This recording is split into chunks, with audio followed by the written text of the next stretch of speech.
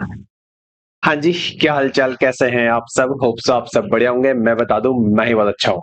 तो आज हम रिवाइज करने जा रहे हैं आपका एक बहुत ही ज्यादा इंपॉर्टेंट टॉपिक, जिसका नाम है एनबीएफसी अकाउंटिंग, जिसके अंदर आप पढ़ते हैं कि एनबीएफसी के केस में कैसे उसके अकाउंटिंग के प्रोविजंस होते हैं, कैसे कैसे वहां पर एसेट क्लासिफिकेशन होता है, तो वहां पर हम कैसे अकाउंटिंग करेंगे ये हम डिस्कस करने जा रहे हैं। एक छोटा सा वीडियो रहेगा, मुश्किल से 20 से 25 मिनट का वीडियो रहेगा, और पूरा का पूरा एनबीएफसी के जितने नोट्स इसमें थे और जो जो आपके आईसीएमआई स्टडी मटेरियल में क्वेश्चंस दे रखे हैं, वो सारे यहाँ पर हम कवर करते हुए चलेंगे। आइए फटाफट से। सबसे पहले आपने क्या देखा था? आपने देखा था कि आईएनबीएफसी के केस में जो प्रूडेंशियल नॉर्म्स आपके होते हैं जो कि अमेंड हुए थे, ये प्रूडेंशियल नॉर्म्स में अमेंडमेंट हुआ था लास्ट टाइम पे, और इस प्रूडेंशियल नॉर्म्स में क्या क्या चेंजेस थे और क्या क्या इसके अंदर प्रोविजनिंग में चेंज आया था। तो सबसे पहले जब भी हम एनबीएफसी की बात करते हैं, हम बात करते हैं वैल्यूएशन ऑफ इन्वेस्टमेंट की, और इन्वेस्टमेंट हमेशा वैल्यू आप करते हैं इंडिविजुअल एसेट के बेसिस पे, इंडिविजुअल बेसिस पे, यानी कि कैटेगरी वाइज यहां पर वैल्यूएशन नहीं करते इन केस ऑफ एनबीएफसी। इन्वेस्टमेंट का वैल्यूएशन कैसे होता है? कॉस्ट प्राइस और fair value which ever is lower पे आप हमेशा हमेशा यहां पर वैल्यू करते हुए चलेंगे।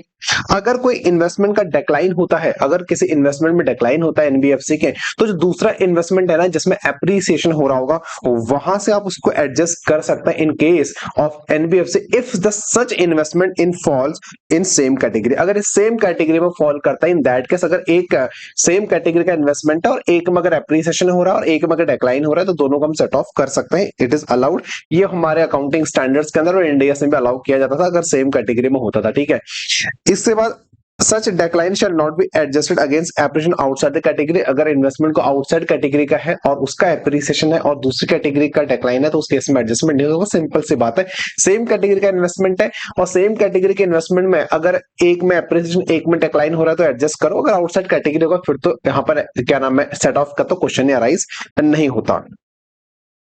फिर हमने कहा था कि एनबीएफसी के केस में जब हम प्रोविजन बनाते हैं, जब हम प्रोविजन बनाते हैं तो वो कैसे बनाएंगे? तो इस केस में आपने आपसे मैंने कहा था, जैसे आपने बैंकिंग कंपनी पढ़ा था ना अपने इंटरमीडिएट ग्रुप 2 के अंदर, जो आपने बैंकिंग कंपनी के अंदर पढ़ा था, सेम प्रोविजनिंग यहां पर भी बनते हुए चलती है। सेम प्रोविजनिंग यहां पर भी बनते हुए चलती है। बस बैंकिंग कंपनी सिंपल सा एक ही था, यहां पर आप नॉन सिस्टमिकली और सिस्टमिकली एनबीएफसी की बात करते हुए चलते गए। NBFC systemically important, NBFC non systemically important, ठीक है। तो ऐसे केस में अगर स्टैंडर्ड एसेट होता है तो एनबीएफसी, अगर नॉन सिस्टमेटिकली बात करूंगा मैं, ठीक है, और तो मैं इसकी बात नहीं कर रहा हूं, 2 मिनट के लिए इसको भूल जाओ, ठीक है। इस वाले को भूल जाओ, इस वाले को अगर आप भूल जाओ, ये आपने बैंकिंग कंपनी के अंदर पढ़ा था, ये आपने बैंकिंग कंपनी के अंदर पढ़ा था। बैंकिंग कंपनी में ये वाला था, the answer is yes. Standard asset case of 0.40%, सब स्टैंडर्ड 10%, और डाउटफुल अगर सिक्योर्ड वाला होता है तो जहां से वो क्या नाम है सब स्टैंडर्ड, वो आपको वहां से अप टू 1 ईयर तक 20%, 3 ईयर तक 30%, मोर देन 3 ईयर 50%, 20 30 50, ये जो आपका चेंज आया। वहां पर कुछ और होते बैंकिंग कंपनी में, यहाँ पर जो परसेंटेज आपके 20 30 50 ये अलग अलग है, ठीक है। बैंकिंग कंपनी में ये अलग होता था, but category wise standard, sub standard, doubtful, up to 1 year, up to 3 year, more than 3 year, more than 3 year में यहाँ पे देखो क्या सीधी सी बात है, 50%। लॉस्ट में क्या है, 100, और अनसिक्योर्ड अगर कोई डाउटफुल होता है तो हमेशा हमेशा 100। लेकिन लॉस्ट वाला जो केस है ना, लॉस्ट एसेट, यहाँ पर आपको पता होगा ऑडिटर का रिपोर्ट आपको चाहिए होता है। जब ऑडिटर डिक्लेरेशन देगा कि लॉस्ट एसेट है, अब इसका रिकवरी नहीं हो सकता, तो जाके आप उसको अप्रूव करें, तो जाके आप उसकी प्रोविजनिंग लॉस्ट एसेट में 100% करते हुए चलते थे। तो करेक्ट क्या निकला आपका? सब स्टैंडर्ड अगर है तो 0.40%, सॉरी स्टैंडर्ड है 0.04%, स्टैंडर्ड 10%, यहाँ पर 1 year up to 3 year, off more than 3 year 20 30 50, 20 और 30 और 50, बहुत बढ़िया। यहाँ पे लॉस्ट में 100 और इसमें भी 100%, सारा का सारा सेम रहेगा, बस एक जगह पे चेंज आएगा। जो आपका ये स्टैंडर्ड एसेट का 0.04% है ना, 0.4% है ना, जो ये 0.4% है ना, ये 0.25% हो जाएगा इन case of non systemically important NBFC. बाकी सारे सेम रहेंगे।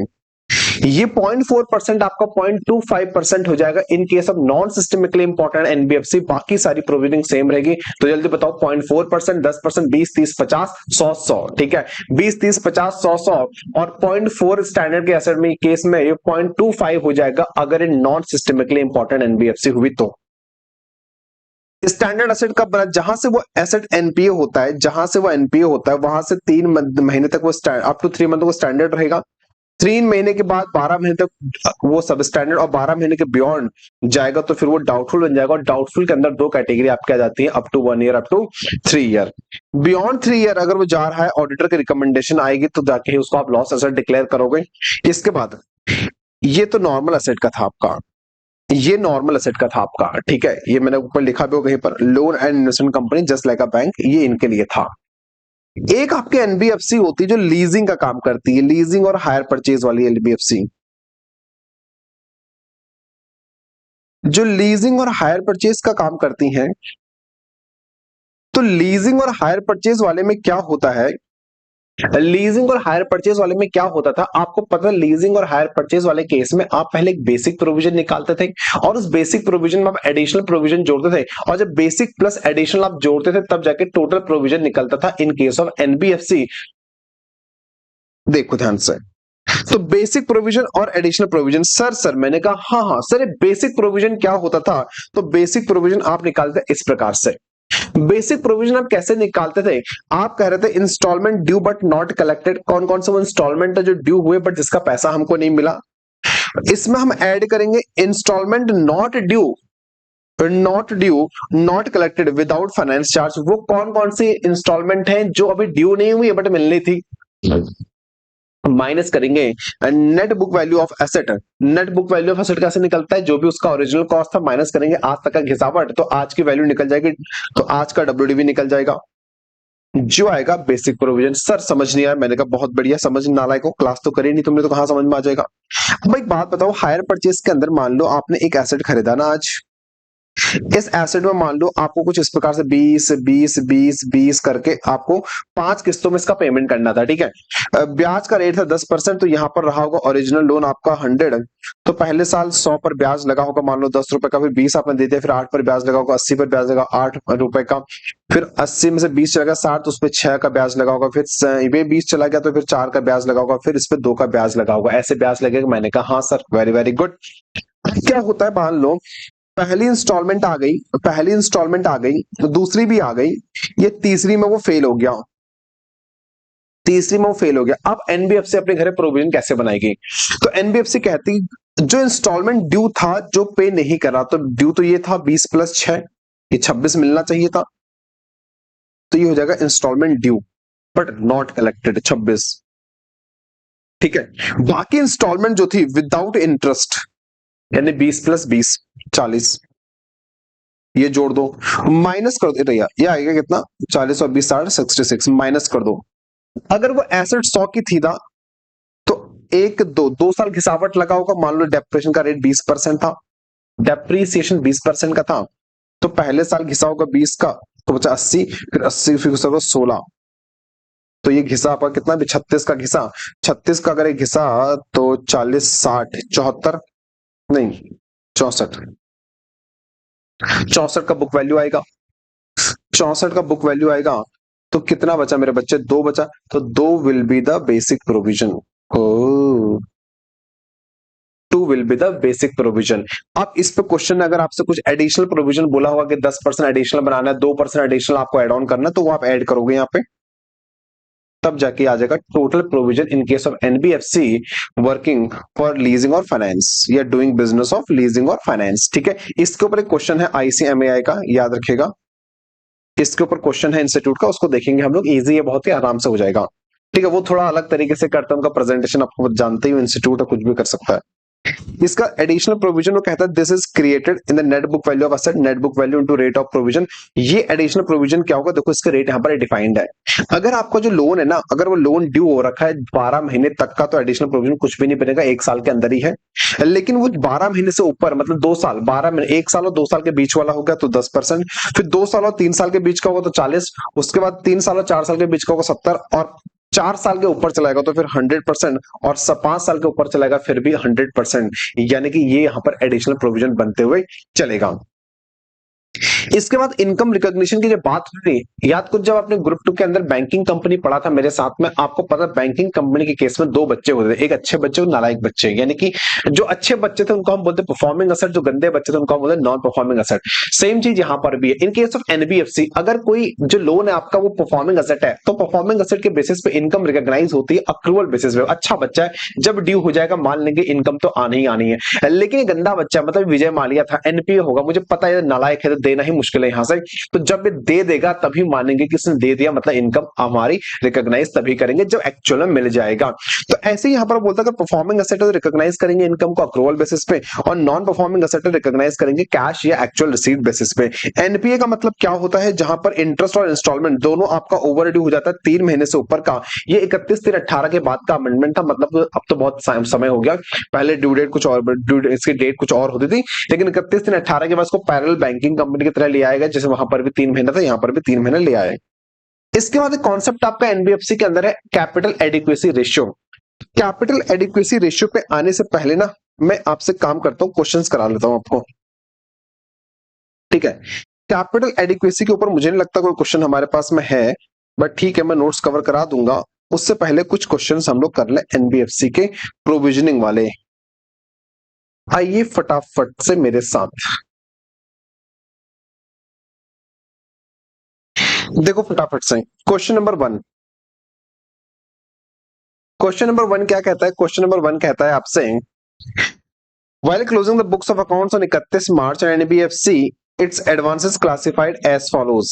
स्टैंडर्ड एसेट आपके पास दे रखे हैं, सब स्टैंडर्ड दे रखे हैं, सिक्योर्ड पोर्शन डाउटफुल आपको दे रखे हैं, लेकिन डाउटफुल सिक्योर्ड है, याद रखिएगा।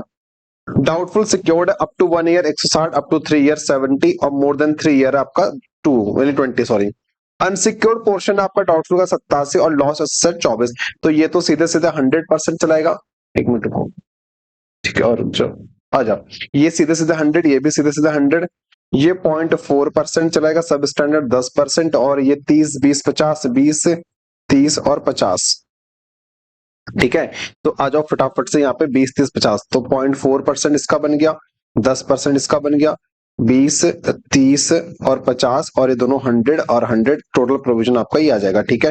फिर उसने कहा परसेंटेज ऑफ प्रोविजन जो है आपका ये 0.25 हो जाएगा इन केस ऑफ स्टैंडर्ड असेट, अगर ये नॉन सिस्टमिकली इंपॉर्टेंट वाली एनबीएफसी नॉन डिपॉजिट टेकिंग वाली है, इन दैट केस ये आपका 0.25 हो जाएगा। अगर क्वेश्चन यहाँ पर बोल देता कि ये जो एनबीएफसी है ये नॉन सिस्टमिकली इंपॉर्टेंट वाली एनबीएफसी है, नॉन डिपॉजिट टेकिंग वाली है, तो फिर यहाँ पर आप 0.4 की जगह पे 0.25% ले लेते।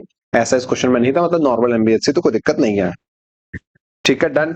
ये आपके इंस्टीट्यूट के क्वेश्चन है, आपको अलग से कुछ नहीं करना। Question number 2, while closing books of accounts on 31 मार्च जो भी फाइनेंशियल ईयर है, और non banking finance company has following data, standard asset है 16,800 के, सब स्टैंडर्ड असेट 1340। ये दो प्रकार कैसे हो सकता है, कुछ दिक्कत है यहाँ पे। ये सब स्टैंडर्ड होगा बेटा, है ना, ये सब स्टैंडर्ड होगा। सिक्योर्ड पोर्शन होगा, ये सिक्योर्ड पोर्शन ऑफ डाउटफुल कुछ इस प्रकार से, up to 1 year 320, 3 year, more than 3 year. फिर है अनसिक्योर्ड, अनसिक्योर्ड तो हमेशा हमेशा 100 जाएगा, लॉस्ट असेट तो 100 जाएगा ही जाएगा। ये दोनों 100 100, 20 30 50 और 10% और 0.4%, ठीक है। कैलकुलेट द प्रोविजन, अरे यार बच्चों वाले क्वेश्चन है, तो 0.4%, 10%, 20 30 50 100 और 100 टोटल प्रोविजन आ जाएगा। कुछ नहीं है एनबीएफसी के अंदर, जो बैंकिंग कंपनी के अंदर प्रोविजनिंग वाला पार्ट था ना, जैसे आपने बैंकिंग कंपनी के अंदर मेरे साथ में 9 कॉन्सेप्ट पढ़े थे जब आप इंटरमीडिएट के अंदर थे, तो 9 कॉन्सेप्ट के अंदर एक कॉन्सेप्ट नंबर 2 था हमारा इनकम रिकॉग्निशन एंड प्रोविजनिंग वाला कॉन्सेप्ट, बस वो कॉन्सेप्ट है, ये और कुछ नहीं है, और उसी पर पूरा चैप्टर है, ठीक है। पिछले अटेम्प्ट में आया नहीं, ऐसा ना हो कि 4-5 नंबर का आ जाए आपके सामने, फिर आप बोलो रे यार बैंकिंग कंपनी पढ़े तो बहुत साल हो गए थे।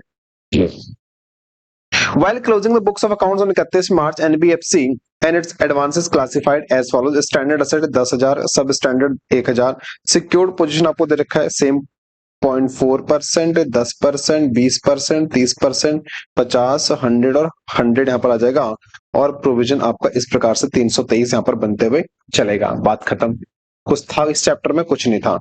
क्वेश्चन नंबर 4, क्वेश्चन नंबर 4 है, Samvedam Limited is a non-banking financial company. It accepts public deposit and also deals in hire purchase. तो ये hire purchase leasing कंपनी वाला क्वेश्चन है, ये हायर परचेज और लीजिंग बिजनेस वाला क्वेश्चन है। It provides the following information regarding an hire purchase deal on 31 March 2019। Few machines were sold on a hire purchase basis. The hire purchase price was 100 lakh against the cash price of 80 lakh. ठीक है, amount was payable 20 lakh down payment and the balance 5 equal instalment. तो एक बात बताइए, HPP आपको पता है, बचपन में याद करिए जब आप छोटे छोटे बच्चे थे, ग्रुप 1 के अंदर मैडम पढ़ाया करती थी आपको, hire purchase price is what, hire purchase price is total cash price plus interest plus down payment. Cash price and interest plus cash price is equal to instalment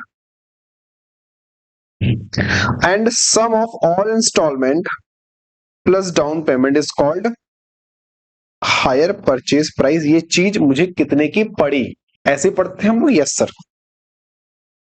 तो 100 लाख अगर हायर परचेज प्राइस है और 80 lakh cash price है, जिसको आप 20 लाख के down payment में दे रहे हैं, तभी तो 100 लाख का चीज था, 20 लाख का डाउन पेमेंट, तो बचा 80। ये 80 5 इंस्टॉलमेंट में जाएगा, मतलब 16 16 16 16। तो 16 16 की 5 किस्तें बनेंगी। अब एक बात बताओ, 100 लाख की चीज थी, 100 लाख की चीज थी जिसमें से 20 का डाउन पेमेंट चला गया, 16 16 के जो 5 किस्तें इन्होंने बोला 5 इक्वल इंस्टॉलमेंट। याद करो छोटे छोटे बच्चे थे, ग्रुप 1 में मैडम ने पढ़ाया था आपको, जब भी लैंग्वेज हायर परचेज के केस में इक्वल इंस्टॉलमेंट की होती है, जब भी हायर परचेज के अंदर जो लैंग्वेज होती है वो इक्वल इंस्टॉलमेंट की होती है, उस इक्वल इंस्टॉलमेंट का मतलब होता है इक्वल प्रिंसिपल। उस इक्वल इंस्टॉलमेंट का मतलब होता है इक्वल प्रिंसिपल। मींस ये 16 16 16 16 16 ये 5 क्या हो जाएगा, प्रिंसिपल। सर ब्याज अलग से जाएगा, the answer is yes. Interest अलग से जाएगा। आ रही बात समझ में? इक्वल इंस्टॉलमेंट जब लैंग्वेज लिखी होती है, इसका मतलब होता है इक्वल प्रिंसिपल। इसका मतलब इंटरेस्ट आपको अलग से पे करना पड़ेगा, इंटरेस्ट अलग से जाएगा, तभी interest plus cash price is equal to principal बनता है, sorry is equal to instalment बनता है। तो प्रिंसिपल प्लस ब्याज is equal to instalment, and whenever the question specify the language as equal installment, it is signifies that it is equal principal. Okay sir, the higher vendor collected first instalment on 31 March 2020। तो 31 March 2020 की जो instalment थी वो उसने pay कर दी, but could not collect the second instalment which was on 31 March 2021। तो दूसरी वो पे नहीं कर पाया। The company was finalising accounts on 31 March 2021 till 15/5/21, the date on which the board of directors signed the accounts. The second installment was not collected. Presume internal IRR, internal rate of return to be 10.42%। इसी को आप use करेंगे interest के लिए। What should the principal outstanding on 1/4/20। तो पहले आपको principal निकालने, मतलब क्लोजिंग प्रिंसिपल आपको निकालने के लिए बोल रहे हैं। और क्लोजिंग प्रिंसिपल का मतलब पता है, वो शीट आपको बनानी है। लाइबिलिटी शीट आप बना देते हैं, यस सर, लाइबिलिटी शीट आपको बनानी है। What should be the net book value on 31/3/21, यानी कि वो एसेट का WDV आपसे मांग रहा है, carrying amount. What should be the amount of provision to be made as per the prudential norms of NBFC laid down by RBI। बस बहुत ही आसान सा प्रश्न है, कुछ भी नहीं करना, कुछ भी नहीं करना। देखो ध्यान से, सबसे पहले काम करो, सबसे पहले लाइबिलिटी शीट बना दो। लाइबिलिटी शीट कैसे बनेगी, ये लाइबिलिटी शीट आपको उसने बना के दे दी।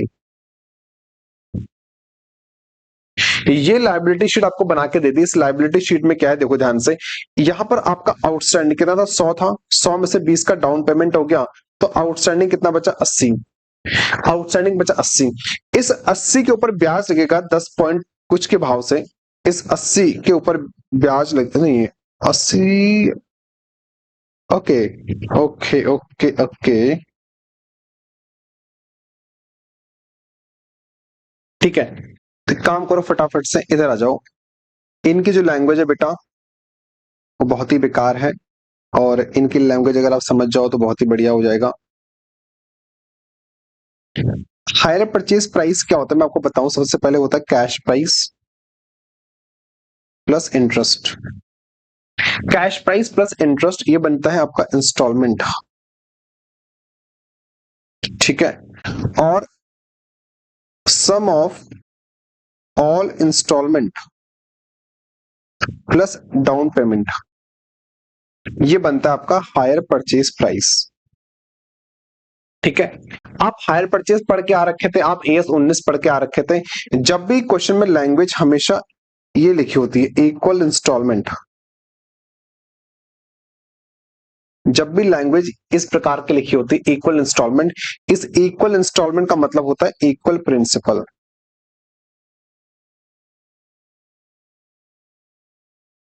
ठीक है, बट इस क्वेश्चन में इन्होंने आंसर कैसे फ्रेम किया है, जैसे फ्रेम किया मैं वैसे आपको करवा देता हूं।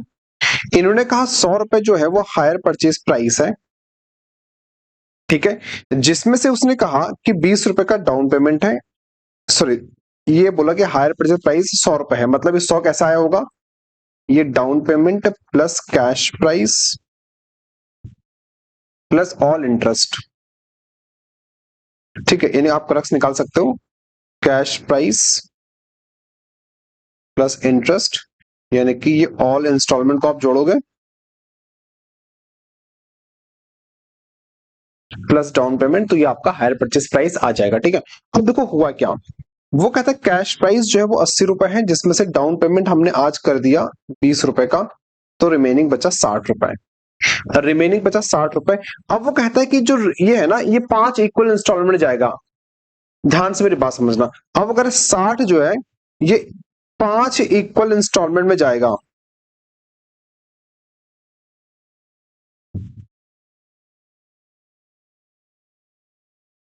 5 इक्वल इंस्टॉलमेंट, इंस्टॉलमेंट कैसे बनता है, प्रिंसिपल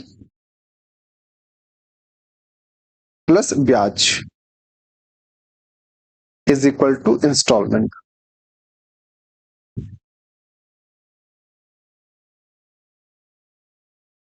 ठीक है, एक बात बताओ, जब प्रिंसिपल 60 बचा तो इस पर इंटरेस्ट लगा, ध्यान से मेरी बात, आउटस्टैंडिंग कितना बचा 60, तो 60 का इंटरेस्ट कितना हो जा रहा है मुझे बताओ, इंटरेस्ट लगेगा एट द रेट 10.42% के हिसाब से। ठीक है, तो 10.42 डिवाइड बाय 100, इसको मैं यहां सेव कर लू, तो 60 इंटू ये 6 रुपए 25 पैसा। ठीक है, इंस्टॉलमेंट इनकी 16 रुपए की है, तो इसमें आप मुझे बता सकते हो प्रिंसिपल कितना रहा होगा, 9 रुपए 748 का प्रिंसिपल रहा होगा। आप प्रिंसिपल से प्रिंसिपल कम करो, माइनस फर्स्ट प्रिंसिपल, फर्स्ट में आपने 9.748 पे किया, तो कितना बचा, 50 रुपए 25 पैसा। अब इस पर इंटरेस्ट लगाओ इस रेट से 10.42, तो 5 रुपए 24 पैसे का ब्याज, लेकिन इंस्टॉलमेंट फिक्स है -16, तो ये आएगा 10.76। अब यहां से 10.76 माइनस करो सेकंड इंस्टॉलमेंट। ठीक है, तो 50.25 ये माइनस करके आएगा 39.49। अब 39.49 है, इसका 10.42%, तो इंटरेस्ट जाएगा तीसरे में 4.11 -16 फिक्स इंस्टॉलमेंट आपका, तो प्रिंसिपल आएगा 11 रुपए 88 पैसा, 11 रुपए 89 पैसा। फिर यहाँ पर 16 फिक्स है, फिर यहाँ पर 16 फिक्स है। अब यहाँ से 11 रुपए 89 पैसा आपने माइनस किया थर्ड इंस्टॉलमेंट में, तो बैलेंस कितना बचेगा, 39.49, अरे रे रे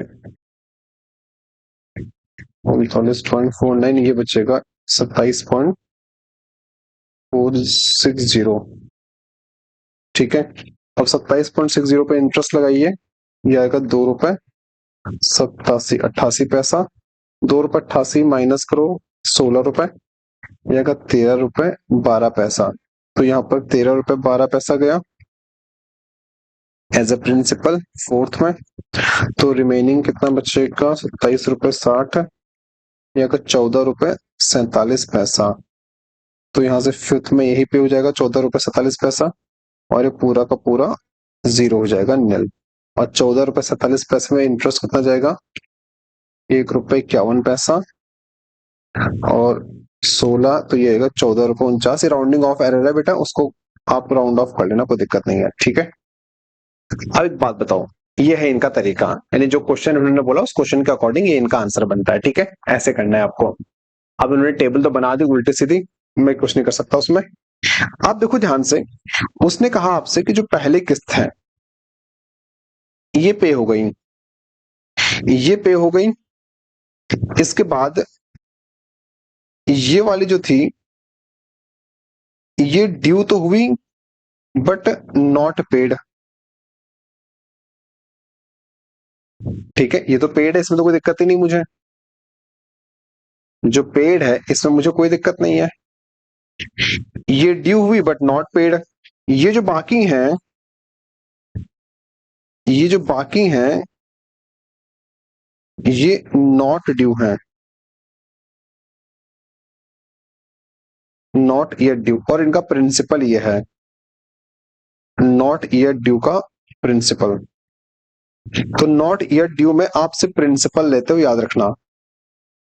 यहाँ पर इंटरेस्ट हम ले नहीं सकते क्योंकि अभी ड्यू ही नहीं हुआ, तो इसका इंटरेस्ट पे मेरा अभी राइट पैदा नहीं हुआ। अभी जब तक इंटरेस्ट ड्यू नहीं होता तब तक आप उस पर अपना राइट इन्फोर्स नहीं करते फॉर रिकॉग्निशन। ये आपका अकाउंटिंग स्टैंडर्ड बोलते, यही आपका आईएफआरएस बोलता था।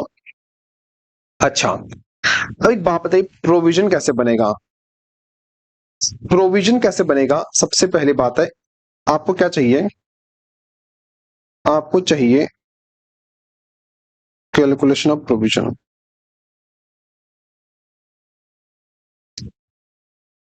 कैलकुलेशन ऑफ प्रोविजन, सबसे पहले बताओ, अमाउंट ड्यू, अरे ये क्या हो रहा है, अमाउंट ड्यू कितना हुआ था, 16 plus principal not yet due. तो प्रिंसिपल जब ड्यू नहीं हुआ, कितना जोड़ दो इन तीनों को, इन तीनों को जोड़ो, कितना आ रहा है, 11.89, अरे प्लस 13.12 प्लस 14.49, 39.5, ठीक है, माइनस करिए book value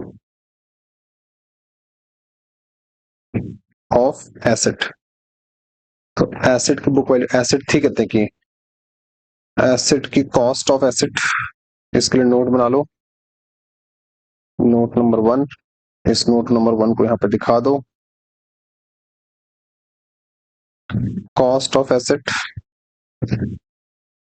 is equal to 80, 2 साल की घिसावट, क्योंकि पहले साल तो दिया था पेमेंट, दूसरे साल ड्यू किया था, 2 साल की घिसावट, डेप्रीसिएशन फॉर 2 ईयर, डब्ल्यू, क्या डेप्रीसिएशन का रेट दिया था हमें क्वेश्चन में कहीं पे, डेप्रीसिएशन का रेट दिया था कहीं पे,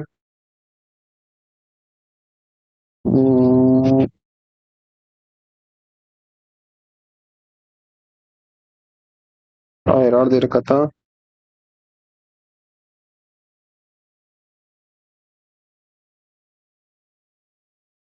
नहीं दिया रेट, नहीं दिया रेट, तो फिर हम एक काम करेंगे, डेप्रिसिएशन फॉर 2 ईयर लाइफ के बेस पे डाल दो, 5 साल की लाइफ थी, तो 80/5, 16, 1 साल का 16 हो जाएगा, 2 साल कितना हो जाएगा, तो 32, तो बुक वैल्यू कितनी बचेगी, 48 बचेगी, तो 48 बचेगी बुक वैल्यू। जरा मुझे बताना, 16 प्लस 39.5 माइनस 48, 7.5 आ रहा है आपका अमाउंट ऑफ बेसिक प्रोविजन। क्या एडिशनल प्रोविजन के लिए कुछ बोला था क्वेश्चन, हमसे क्या एडिशनल प्रोविजन पूछा था, टोटल मांगा था, क्या मांगा था, what should the amount of provision to be made as a prudential norm, से बेसिक प्रोविजन मांगा था, तो बेसिक बता देंगे, बात खत्म। तो 7.5 आ रहा है बेसिक प्रोविजन, यही आपका आंसर है, ठीक है, बस इतना करना है आपको, इतना आपको करना है बस, ठीक, डन, बस यही करना है, कुछ नहीं करना, देख लो अच्छे से, यही आपका आंसर है, ठीक है। अब देखो, हाँ इनका सोल्यूशन तो भैया देखना देख सकते हो, नहीं देखना ना देखो। आंसर हमारा वही आ रहा है 7.4 इनके अकॉर्डिंग जो आ रहा था। ठीक है, चलिए। इसके बाद इनके पास कोई क्वेश्चन नहीं, बट मेरे पास नोट्स में छोटा सा पार्ट बचा हुआ है, वो है आपका कैपिटल एडिक्वेसी रेशियो का। कैपिटल एडिक्वेसी रेशियो क्या होता है, आपने बैंकिंग कंपनी के अंदर ही पढ़ा था। ठीक है, आप यहां पर फिर से पढ़ने जा रहे हैं। आरबीआई कहता है कि हर एक एनबीएफसी को इतना तो कैपिटल अपने पास, अपने एसेट्स यानी इतने एसेट्स तो अपने पास मेंटेन करके रखने चाहिए, ताकि जो उसकी ऑब्लिगेशंस है ना, वो कम से कम हम सोचे कि हाँ कि वो सॉल्वेंट है, मतलब अपनी ऑब्लिगेशन को पे करने के लायक उसके पास भरपूर मात्रा में एसेट्स पड़े हुए हैं। इसके लिए एक रेशियो निकलता है जिसका नाम होता है कैपिटल एडिक्वेसी रेशियो, कि हाँ एनबीएफसी ठीक ठाक है, एनबीएफसी के पास सफिशिएंट नंबर ऑफ एसेट्स है कि कल को अगर कुछ उसको डेट का ऑब्लिगेशन पे करना हो या किसी का लोन का रिपेमेंट करना हो, तो इसका सफिशिएंट नंबर ऑफ एसेट्स है।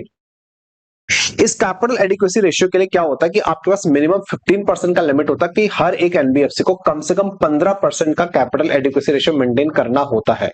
ये 15% कैसे आता है, tier one plus tier two, जो बैंकिंग कंपनी के अंदर ही आपने पढ़ा था, tier one tier two, tier one का मतलब शुद्ध कैपिटल, टीयर टू का मतलब अशुद्ध कैपिटल। सेम यहां पर भी टीयर वन का मतलब होता है शुद्ध कैपिटल और टीयर टू का मतलब होता है अदर देन शुद्ध कैपिटल।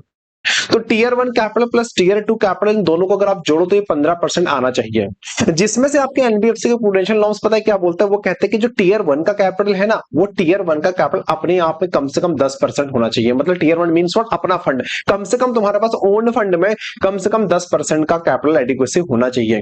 लेकिन पता है आपको, अगर ये जो एनबीएफसी है ना, ये एनबीएफसी का मुथूट फाइनेंस है, मन्नपुरम गोल्ड लोन है, मतलब कि ये गोल्ड में लेंडिंग करती है, गोल्ड मतलब लेती है फिर पैसा देती है, तो ऐसे केस में ना इसको टीयर वन 12% मेंटेन करते हुए चलना पड़ेगा। तो एक बार फिर से रिपीट करना मेरे साथ में, अगर कोई एनबीएफसी है तो एनबीएफसी को 15% का कैपिटल एडिक्वेसी रेशियो मेंटेन करते हुए चलना पड़ेगा। याद रखना, एमसीक्यू में आ सकता है और सीएमए के एमसीक्यू में ऐसे क्वेश्चन आ जाता है। ठीक है, तो यहाँ पर हम उम्मीद कर सकते हैं ये क्वेश्चन छोटे बच्चों वाले आते ही आते हैं आपके एमसीक्यू में। तो एनबीएफसी को मेंटेन करना 15% का कैपिटल एडिक्वेसी रेशियो। 15% कैसे, tier one plus tier two का कैपिटल निकाल के। टीयर वन हमेशा हमेशा 10% मिनिमम होगा ही होगा। और लेकिन अगर ये गोल्ड लैंडिंग वाले एनबीएफसी, मन्नपुरम गोल्ड लोन या मुथूट फाइनेंस है ना, तो उस केस में ये टीयर वन कितना हो जाएगा पता है आपको, ये टीयर वन आपका कम से कम 12% हो जाएगा। सर आइए फटाफट कैसे करता है। तो एवरी एनबीएफसी आपको दे रखा है tier one plus tier two capital adequacy 15% का होना चाहिए। टीयर वन हमेशा हमेशा मिनिमम 10% कम से कम होना चाहिए, और टीयर टू वन 12% हो जाएगा अगर आप गोल्ड ज्वेलरी में लेंडिंग करते हैं उस केस में।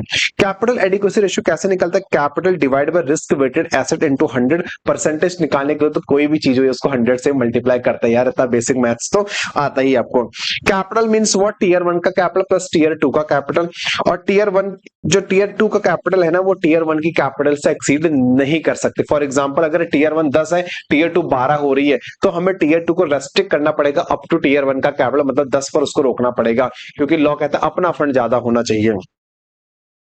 टीयर वन का capital is also known as known अपना फंड। टीयर वन के कैपिटल में क्या क्या इंक्लूड होता है, एमसीक्यू में आ सकता है क्या क्या हटता है क्या क्या जुड़ता है।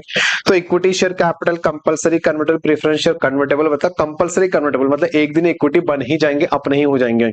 स्टैट्यूटरी रिजर्व सिक्योरिटीज प्रीमियम में तो अपना होता है। ये कैपिटल रिजर्व वही जो रियलाइज इन कैश हो, अदर फ्री रिजर्व। ठीक है, अगर लॉसेस है तो उनको माइनस करना है, ये ओन फंड आ जाएगा। इस ओन फंड में से आपको ना क्या माइनस करना है, अगर आपने इन्वेस्टमेंट कर रखा है किसी एनबीएफसी के, अदर एनबीएफसी के शेयर से माइनस करिए। अगर आपने इन्वेस्टमेंट कर रखा है डिबेंचर या बॉन्ड पे माइनस करिए। अगर आपने loans and advances including hire purchase का, फाइनेंस का, लीज का लोन है माइनस करिए। और अगर आपने ग्रुप कंपनीज में, अगर आपने अपने ओन्ड फंड के, मैं एक एनबीएफसी हूं, मैंने अपने ओन्ड फंड का, जो ऊपर ओन्ड फंड है ना, ये इसका, इसके 10% से ज्यादा अपने ग्रुप कंपनी में इन्वेस्ट कर रखा है। फॉर एग्जांपल मैं आपको एग्जांपल दूं, रिलायंस जियो फाइनेंशियल मान लो कल को एक एनबीएफसी खुल जाती है। ठीक है, तो रिलायंस जियो फाइनेंशियल एक एनबीएफसी अगर बन गई, इस एनबीएफसी का जो ओन्ड फंड है, इसके ओन्ड फंड के 10% से ज्यादा अगर इसने रिलायंस जियो, रिलायंस इंडस्ट्री, रिलायंस रिटेल में इन्वेस्ट कर रखा है, तो जो एक्सेस ओवर 10% है ना, वो यहां पर माइनस करते हुए चलना पड़ेगा। ये अमेंडमेंट था, अगर आपको याद हो, ये मैंने आपसे कहा भी था, ये अमेंडमेंट था 1-2 अटेम्प्ट पहले आपका। तो ये आ जाएगा आपका टीयर वन का नेट ओन्ड फंड, ये ओन्ड फंड में से इसको माइनस करेंगे, ये आएगा नेट ओन्ड फंड। और टीयर टू का कैपिटल में क्या आता है, जो ऊपर नहीं है, प्रेफरेंस शेयर कैपिटल जो कंपलसरी कन्वर्टेबल नहीं होते हैं, ऐसे नॉन कन्वर्टेबल डिबेंचर जो कि हाइब्रिड मोड में होता है, जनरल या स्टैंडर्ड प्रोविजन मैक्सिमम 1.25 वाले को risk weighted only for general risk not specific losses. या आपका कोई सब ऑर्डिनेटेड डेट होता है, सब ऑर्डिनेटेड का मतलब जो कि जूनियर डेट होता है, इसका कोई बाप होता है, मतलब इसका कोई बड़ा डेट होता है, ठीक है, उससे पहले इसको रिपे नहीं कर सकते, ठीक है। इसके अलावा परपेचुअल डेट होता है आपका, या आपका कैपिटल रिजर्व होता है जो कि रियलाइज इन कैश नहीं होता है। जैसे ऊपर क्या था, जो रियलाइज इन कैश था, जो नीचे क्या आ जाएगा, जो रियलाइज इन कैश नहीं होगा लेकिन पूरा नहीं लेंगे। ऊपर देखो रियलाइज इन कैश तो पूरा ले लेंगे जितना रियलाइज इन कैश है, लेकिन टीयर टू में नॉन रियलाइज का सिर्फ 45% ही लेते हुए चलता है। रिवैल्यूएशन रिजर्व का 45% हम लेते हुए चलेंगे। ये टीयर टू का कैपिटल बनेगा। याद रखिएगा टीयर टू का capital can not exceed tier one का कैपिटल। तो टीयर टू निकल गया, टीयर वन निकल गया, दोनों को जोड़ दो इज इक्वल टू कैपिटल। अब हमको डिनोमिनेटर चाहिए रिस्क वेटेड एसेट।